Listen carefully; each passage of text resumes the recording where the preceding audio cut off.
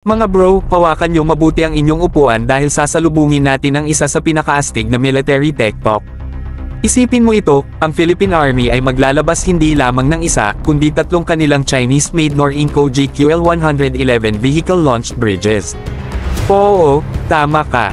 Ang mga ito ay ang unang mobile bridges ng serbisyo, nagbubukas ng daan para sa mas madaling paggalaw ng tropa at para sa mga stratehikong operasyon sa labanan.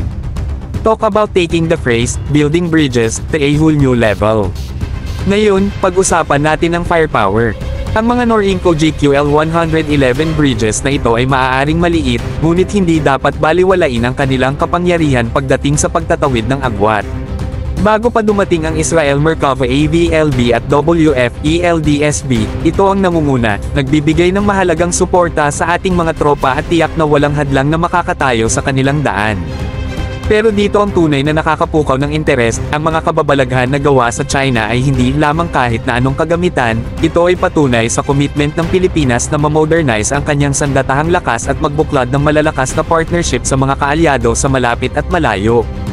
Ito'y tungkol sa paggamit ng pinakamahusay na teknolohiya na magagamit upang tiyakin na ang ating mga tropa ay mayroong mga kagamitan na kinakailangan nila upang magtagumpay sa labanan at ipagtanggol ang ating kalayaan ng may dangal.